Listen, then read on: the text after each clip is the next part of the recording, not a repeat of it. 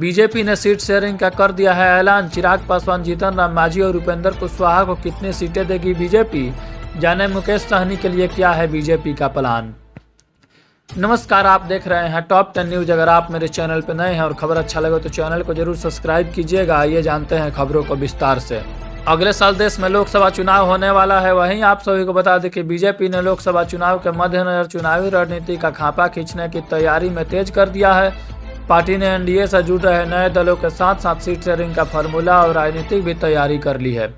हाल ही में एनडीए में वापसी करने वाले चिराग पासवान और उनके चाचा पशुपति कुमार पारस के बीच भी बीजेपी की उम्मीद है कि समझौता हो जाएगा।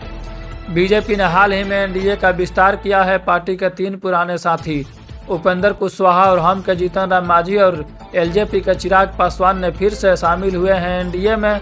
बड़ा सवाल यह है कि चिराग पासवान और पशुपति कुमार पारस क्या एक साथ आएंगे, और अगर आएंगे तो उनके बीच बीजेपी के साथ सीट शेयरिंग का फार्मूला क्या होगा।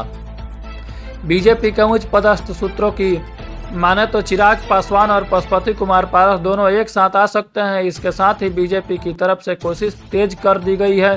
सूत्रों की माने तो चिराग पासवान ने अब एनडीए में वापसी की थी और उनके सामने बीजेपी के नेतृत्व की तरफ से 6 लोकसभा के फार्मूले को पेशकश कर दी गई है। अब बीजेपी पूरी तरह से यह कोशिश कर रही है कि चाचा पशुपति कुमार पारस और चिराग पासवान को एक साथ समय रहते हुए अगर एक साथ कर लिया जाए तो बीजेपी के लिए बहुत ही लाभ का विषय होगा। वहीं आप सभी को बता दें कि अगर ऐसा नहीं हुआ तो फिर से संयुक्त एलजेपी को बीजेपी की तरफ से 6 लोकसभा सीटें और 1 राज्यसभा सीटें दी जा सकती है। हालांकि चिराग पासवान और पशुपति कुमार पारस के बीच सबसे बड़ा पेच हाजीपुर लोकसभा सीट को लेकर के फंस रहा है। आगे आप सभी को बता दें कि चिराग पासवान और पशुपति पारस दोनों ही हाजीपुर लोकसभा सीट से चुनाव लड़ना चाहते हैं। केंद्रीय मंत्री पशुपति कुमार पारस ने तो एनडीए की बैठक वाले दिन आप सभी को बता दें कि पशुपति कुमार पारस ने बैठक वाले दिन ही कैमरे के सामने बाकायदा यह दावा कर दिया था कि हाजीपुर लोकसभा सीट से ही चुनाव लड़ेंगे। उन्होंने कहा था कि चिराग को जहां जाना है वहां चले जाएं, लेकिन मैं तो हाजीपुर सीट से ही चुनाव लड़ूंगा। वहीं जीतन राम मांझी की हिंदुस्तानी आवाम मोर्चा हम के सूत्रों के मुताबिक पार्टी को 2024 के लोकसभा चुनाव के लिए 2 लोकसभा और 1 राज्यसभा सीट देने का प्रस्ताव दिया गया है। इसमें गया लोकसभा सीट भी शामिल है। वहीं आप सभी को बता दें कि सूत्रों के मुताबिक बीजेपी के मुकेश सहनी विकासशील इंसान पार्टी वीआईपी के साथ भी गठबंधन करना चाहती है और बीजेपी ने उन्हें 2024 में लोकसभा चुनाव के लिए 2 सीटों को पेशकश की थी।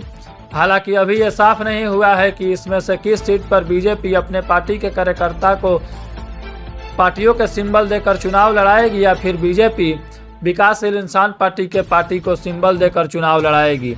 यह अभी फैसला नहीं हो पा रहा है, लेकिन वीआईपी प्रमुख मुकेश सहनी का कहना है कि बीजेपी से अगर गठबंधन करेंगे तो हमें इस सीट पर चुनाव लड़ना होगा। अगर ये सीट मुझे नहीं दी जाएगी तो मैं बीजेपी से गठबंधन नहीं करूंगा। आज के लिए बस इतना ही। मिलते हैं अगले खबर के साथ, तब तक के लिए धन्यवाद, नमस्कार।